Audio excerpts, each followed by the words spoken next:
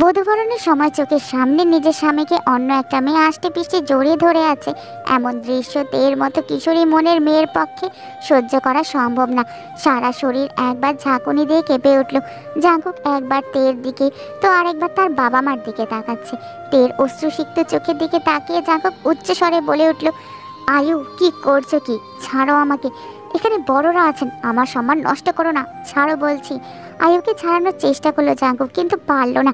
আয়ু কিছুতেই জাঙ্কুককে ছাড়ছে না। জিন এবার গর্জে উঠে বললেই উঠলেন, জাঙ্কুক, এই মেয়েকে এক্ষুনি তোর থেকে সরে আসতে বল। কি নির্লজ্জ মেয়ে! জিনের কথা শেষ হতে না হতেই আরএম কঠোর কণ্ঠে বললেন, এই মেয়ে যদি আমার ছেলের থেকে দূরে না আসো, তাহলে আমার থেকে খারাপ আর কেউ হবে না বলে দিলাম।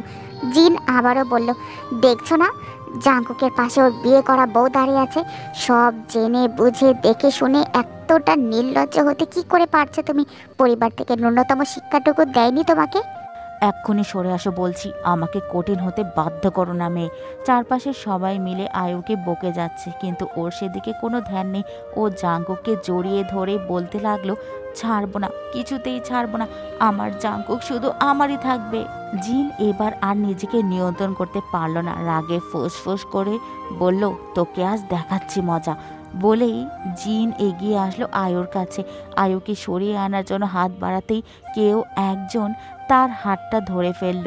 জিন অবাক হয়ে পাশে তাকাতেই দেখল তে তার হাত ধরে আছে। তের মুখে আশ্চর্যজনক মিষ্টি একটা হাসি। তা দেখে জিন অবাক হলো। অবাক স্বরে জিজ্ঞেস করলো, বৌমা, তুমি আমার হাত ধরলে যে? তে সঙ্গে সঙ্গে হাস্যজল স্বরে উত্তর দিল, আম্মা, মাফ কইরেন এমনি হাত ধরার লেগা, কিন্তু আমি থাকতে আপনি কেন কষ্ট করতে যাইবেন? উপস্থিত কেউ ওর কথা বুঝলো না। জিজ্ঞাসু চোখে তাকিয়ে রইল সবাই তের দিকে। তা দেখে তে পুনরায় জিনকে উদ্দেশ্য করে বলল, আম্মা, একটু সাইডে আহেন। জিন খানিকটা সরে আসতেই তে গিয়ে দাঁড়ালো জাঙ্কুকের মুখোমুখি। জাঙ্কুকের চোখে একবার চোখ রাখলো, পরক্ষণে আয়ুর হাতটা শক্ত করে ধরে ছিটকে সরিয়ে এনে ধাক্কা মেরে দূরে সরিয়ে দিল। তের এমন কাণ্ডে সবার চোখ বড় বড় হয়ে গেল। জাঙ্কুকের মুখ বিস্ময়ে হাঁ হয়ে গেল। জিন আর আরএম চোখ বড় বড় করে তাকিয়ে আছে তের দিকে।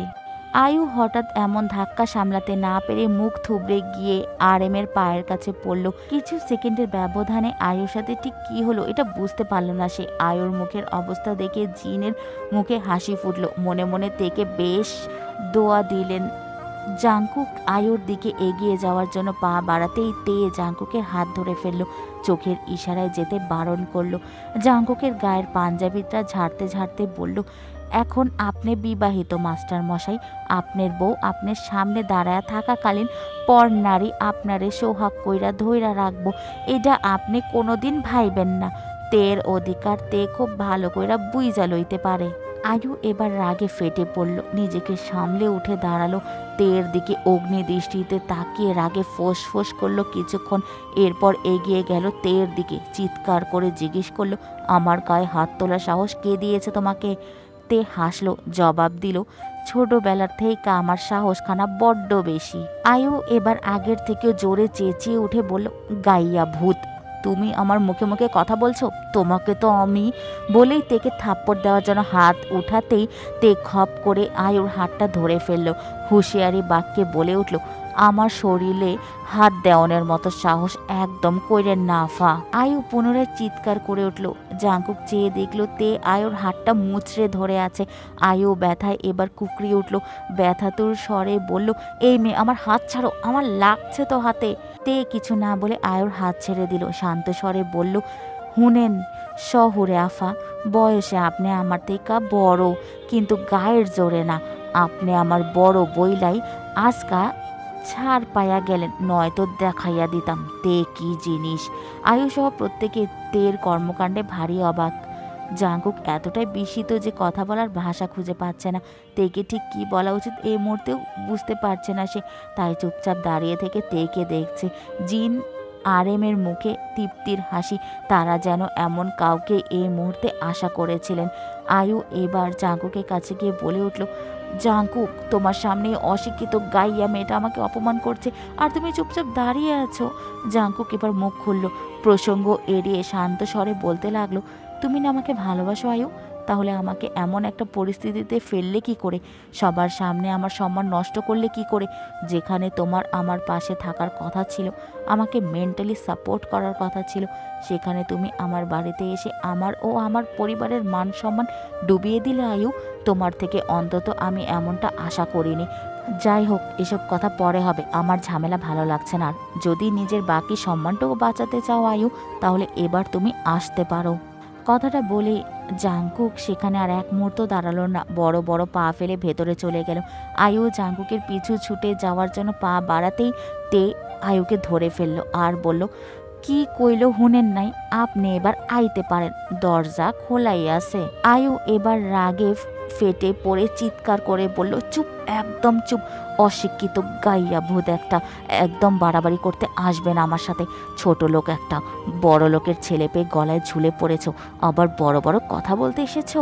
তে আয়ুকে থাপ্পড় মারার জন্য হাত এগিয়ে নিয়েও থেমে গেল, দাঁতে দাঁত চেপে বলে উঠল, আপনি যদি আমার থেকে বয়স অনেক বড় না হতেন, তাহলে আমার হাতের 5টা আঙ্গুলের ছাপ আপনার গালে এঁটে দিতাম। কি বললেন, আমি অশিক্ষিত? হ্যাঁ, আমি অশিক্ষিত। সদ্য এসএসসি পাশ করা মেয়ে যদি অশিক্ষিত হয়, তাহলে আমি অশিক্ষিত। অন্যের স্বামীর উপর ঢলে পড়ার মতো শিক্ষিত হতে চাই না। আমি গ্রামের মেয়ে বলে গাইয়া ভূত হয়ে গেলাম, তাই না? ওকে ফাইন, আমি গাইয়া ভূত, মরে যাওয়ার আগে অবধি গাইয়া ভূতই থাকবো। স্মার্ট মানে যদি হয় আপনার মতো নির্লজ্জ বেহায়া, তাহলে আমি সেই স্মার্ট কোনো দিনও হতে চাই না। আশা করি বুঝতে পেরেছেন। আপনাকে আজকে প্রথম ও শেষবার সাবধান করে দিচ্ছি, আমার স্বামীর থেকে দূরে থাকবেন, নয়তো দেখবেন তে কী জিনিস। এখন আসতে পারেন, এমনিতেই আমি খুব টায়ার্ড, সারাদিন অনেক ধকল গেছে আমার উপর, আর পারছি না। আপনি এবার আসুন, আমাদের একটু শান্তি দিন। বলেই আয়ুর হাত ধরে দরজার বাইরে এক প্রকার ধাক্কা মেরে ছেড়ে দরজাটা বন্ধ করে দিল। জোরে হাফ ছাড়ল, মনে মনে বলল, তেল সাথে লাগতে আইলে এমন অবস্থাই হইব। বাসর রাতে স্বামীর কলার চেপে ধরে দাঁড়িয়ে আছে তে, চোখে মুখে তার অগ্নি ঝরা রাগ।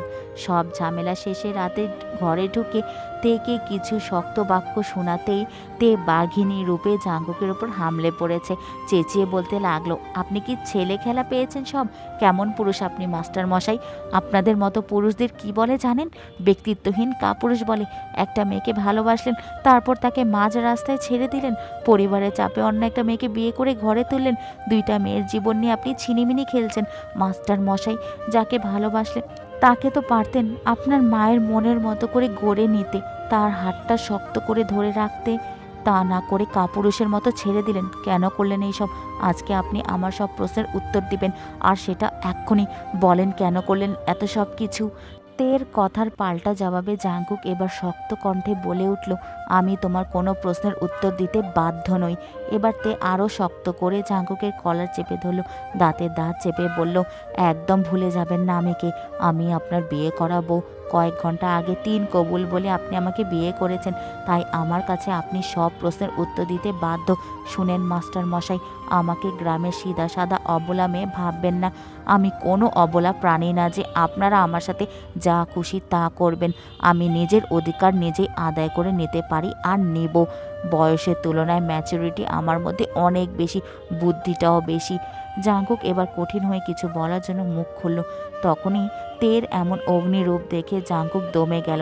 নিস্তব্ধে তের থেকে নিজের কলারটা ছাড়িয়ে নিল, খাটের উপর ধপ করে বসে পড়ল। কিছুক্ষণ নীরবতায় কেটে গেল দুজনের। তের চোখ বেয়ে নোনা জল গড়িয়ে পড়ছে একাধারে। যতই উপরে শক্ত থাকুক না কেন, ভেতরে ভেতরে না চাইতেও ভেঙে যাচ্ছে বারবার। তে ঠায় দাঁড়িয়ে আছে, ভেতর থেকে চাপা আর্তনাদে বুকটা ফেটে যাচ্ছে। জাঙ্কুক কিছুক্ষণ চুপ থেকে হঠাৎ বলে উঠল, আমার কথাগুলো একটু শুনবে প্লিজ? জাঙ্কুকে গলার স্বর খুব অসহায় শোনালো, সেই স্বরে চাপা আর্তনাদ স্পষ্ট।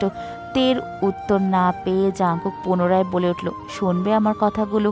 তে কঠিন স্বরেই বলল, বলুন, শুনছি। জাঙ্কুক আগের ন্যায় শান্ত হয়ে অনুরোধ বাক্যে বলল, এখানে এসে বসতে। তে কিছু না বলে চুপচাপ জাঙ্কুকের পাশে গিয়ে বসে পড়ল। জাঙ্কুক এবার শান্ত স্বরে তেকে বলতে শুরু করলো, আমি তোমার জীবনটা নষ্ট করব না তে, তোমার অধিকার থেকে তোমাকে বঞ্চিত করব না। কম বেশি সবার জীবনে অতীত থাকে, তাই বলে কি মানুষ অতীত আঁকড়ে বসে থাকে? আমার জীবনেও একটা অতীত আছে, তাই বলে কি আমি কখনো অতীত ভুলে নতুন জীবন শুরু করতে পারবো না? তে বেশ শান্ত স্বরে বলে উঠল, দেখেন মাস্টার মশাই, আপনার জীবনে যদি শুধু অতীত থাকতো আমি মেনে নিতাম, কিন্তু এটা তো অতীত না, এটা বর্তমান। যাকে ছেড়ে আসলেন তার কি হবে ভেবেছেন? জাঙ্কুক তখন বলল, ভেবেছি। ভাবলে ছেড়ে আসলেন কি করে মাস্টার মশাই? কি করব আমি? তুমি একবার আমার জায়গায় নিজেকে কল্পনা করো, তারপর বলো কি করতাম আমি। তখন বলল, আপনার মায়ের কেন পছন্দ না আয়ু আপুকে? জাঙ্কুক তখন বলল, আয়ু শহরের স্মার্ট মেয়ে। তাহলে আপনার মায়ের যেমন মেয়ে পছন্দ তেমন করে আয়ু আপুকে গড়ে তুলতে পারতেন আপনি। চেষ্টা করেছিলাম, হয়নি। কেন হয় নাই মাস্টার মশাই? জাঙ্কুক এবার দীর্ঘশ্বাস ছাড়ল। প্রশ্নোত্তর চোখে জাঙ্কুকের মুখের দিকেই তাকিয়ে আছে। পুনরায় জিজ্ঞেস করলো, কেন হয়নি মাস্টার মশাই, বলেন না। জাঙ্কুক এক বুক হাহাকার নিয়ে বলে উঠল, আমার মা কোনোভাবেই মেনে নিবে না আয়ুকে। আয়ুকে আমার মায়ের অকারণে বড্ড অপছন্দ। তখন বলল, অকারণে কাউকে অপছন্দ করা যায় না মাস্টার মশাই। জাঙ্কুক এবার খুব উৎসাহ নিয়ে বলে উঠল, আয়ু খুব ভালো মেয়ে, বিশ্বাস করো। তোমার সাথে বাজে ব্যবহার করেছে আমি মানছি, ওর জায়গায় থাকলে তুমিও হয়তো এমনটাই করতে। শিক্ষিত, ভদ্র, স্মার্ট ও ভালো ফ্যামিলির মেয়ে আয়ু। আমাদের সম্পর্ক খুব বেশি দিনের না। জাঙ্কুকের কথা শুনে তখন বলল, আমার ভালো লাগতাছে না মাস্টার মশাই। জাঙ্কুক তখন বলল, তাহলে তুমি ফ্রেশ হয়ে শুয়ে পড়ো, সারাদিন অনেক ধকল গেছে তোমার ওপর। এর মধ্যেই জাঙ্কুকের ফোনটা বেজে উঠল। জাঙ্কুক তের দিকে একবার আর চোখে তাকালো, তারপর বলল, আয়ু ফোন দিয়েছে, তুমি ফ্রেশ হতে যাও, আমি আসছি। বলেই বাইরে যাওয়ার জন্য পা বাড়াতেই জাঙ্কুকের হাত ধরে আটকে নিল। জাঙ্কুকের হাতের থেকে ফোনটা নিয়ে রিসিভ করলো। লাউড স্পিকারে দিতেই ওপাশ থেকে আয়ুর কণ্ঠ ভেসে আসলো, জাঙ্কুক, আমি তোমাকে সত্যি ভালোবাসি, তোমাকে ছাড়া আমি থাকতে পারছি না, প্রতি মুহূর্তে আমার দম বন্ধ হয়ে আসছে। প্লিজ তুমি ওই মেয়েটাকে ছেড়ে দাও, তুমি যেভাবে বলবে আমি সেভাবেই তোমার মায়ের মনের মতো হয়ে উঠব। জাঙ্কুক তখন বলল, সেটার আর কোনো সুযোগ নেই আয়ু। আয়ু তখন আবারও বলল, প্লিজ জাঙ্কুক, তুমিও গাইয়া মেয়েটাকে ছেড়ে দাও, ওর পাশে তোমাকে একটু মানাচ্ছে না। এবার জাঙ্কুকের উত্তরের অপেক্ষায় না করে বলে উঠল, আমার পাশে আমার স্বামীকে না মানালেও তাকে সারা জীবন আমার পাশেই থাকতে হবে। স্বামীর অধিকার আর ভালোবাসা দুটোই আমি আদায় করে নেব। আর আমাদের স্বামী স্ত্রীর মাঝে যদি কোনো কাঁটা আসে তাহলে তাকে শিকড় সহ উপড়ে ফেলে দেব, মনে রাখবেন। বলেই ফোনটা কেটে দিল। জাঙ্কুকের উদ্দেশ্যে বলল, এখন থেকে যার তার ফোন রিসিভ করার আগে মনে কইরা নিবেন আপনি বিবাহিত, আপনার স্ত্রীর এসব কিছু পছন্দ নাও হইতে পারে। কথাটা বলেই টেবিলের উপর থেকে একটা শাড়ি নিয়ে ওয়াশরুমে ঢুকে গেল। ওয়াশরুমে গিয়ে দরজা ছিটকিনি আটকে দরজায় পিঠ ঘেঁষে বসে পড়ল। এতক্ষণে জমানো সব কষ্ট আর্তনাদগুলো এবার বেরিয়ে আসলো। মুখ চেপে কান্না করে উঠল, যেন শব্দ না হয়। নিজেকে খুব অসহায় লাগছে। মায়ের কথা বড্ড মনে পড়ছে তার। মায়ের বুকে মাথা রেখে একটু কাঁদতে মন চাচ্ছে। সব কিছু হঠাৎ করেই এত পরিবর্তন হয়ে গেল কেন? জীবন কি অন্যরকম হতে পারতো না? জীবনটা হঠাৎ করেই একটা কিশোরী মেয়েকে কত বড় বানিয়ে দিল। জীবন বড় অদ্ভুত। নিজেই কান্নারত স্বরে বলে উঠল, কেন এমন হইল আল্লাহ? আমি কি এমন চাইছিলাম? আমার আব্বার কত স্বাদ ছিল আমারে লইয়া, আমি আমার জামাইয়ের কাছে রানীর মতো থাকমু। আব্বা, আজকা তোমারে আমি কইতে পারলাম না, তোমার মাইয়া শ্বশুর বাড়ি রানী হইয়া থাকবো ঠিকই, কিন্তু স্বামীর আদর কোনো দিনও পাইব না। বুকটা কষ্টে ফেটে যাচ্ছে। একটা মেয়ে যখন বুঝতে শেখে তখন থেকে বিয়ে, স্বামী, শ্বশুর বাড়ি এসব নিয়ে প্রতিটা মেয়েরই বেশ স্বপ্ন থাকে। তেমনই স্বপ্ন ছিল। সেই সব স্বপ্নগুলো এক নিমেষেই ভেঙে গেল। এভাবেই কেটে গেল ঠিক কতক্ষণ, কত সময় তাতে নিজেও জানে না। ওয়াশরুম থেকে বেরিয়ে আসতে দেখলো জাঙ্কুক বিছানায় উপর হয়ে ঘুমিয়ে আছে। ড্রিম লাইটের আবছা আলোয় মুখটা বড্ড মায়াময় দেখাচ্ছে তার। চুলগুলো এলোমেলো হয়ে কপালের উপর ছড়িয়ে আছে। গায়ের কালো রঙের একটা টি শার্ট ও ট্রাউজার। জাঙ্কুকের মুখের দিকে তাকাতেই বুকটা ধক করে উঠল। এক অদ্ভুত ভালো লাগা ছেয়ে গেল সারা অঙ্গে। চোখের কোণে জল জমে আছে। তা দেখে বেশ বুঝতে পারছে জাঙ্কুক ভেতরে ভেতরে বড্ড কষ্ট পাচ্ছে, কিন্তু সেটা প্রকাশ করতে পারছে না। হুট করেই বেশ কান্না পেল। চুপচাপ গিয়ে জাঙ্কুকের পাশে শুয়ে পড়ল। চোখ বন্ধ করে মায়ের বলা কথাগুলো মনে করতে লাগলো। মনে মনে ভাবতে লাগলো, আম্মাই তো কইছিল হুনোতে স্বামী স্ত্রীর সম্পর্ক হইল গিয়া পবিত্র সম্পর্ক। এই সম্পর্কে আল্লাহ নিজের হাতে রহমত দিয়া দেয়। এই সম্পর্ক ভাঙন এত সহজ না। স্বামীর উপর একবার মহব্বত জন্মায় গেলে ওই মহব্বতের মরণের আগে অবধি কোনো দিনও শেষ হইব না। সত্যি কি তাই? চোখ বন্ধ করে ভাবতে লাগলো তে। জাঙ্কু কি কখনো ওকে বউ হিসেবে মেনে নিবে, ভালোবেসে কাছে টানবে, নাকি শুধুই দায়িত্ব পালন করে যাবে?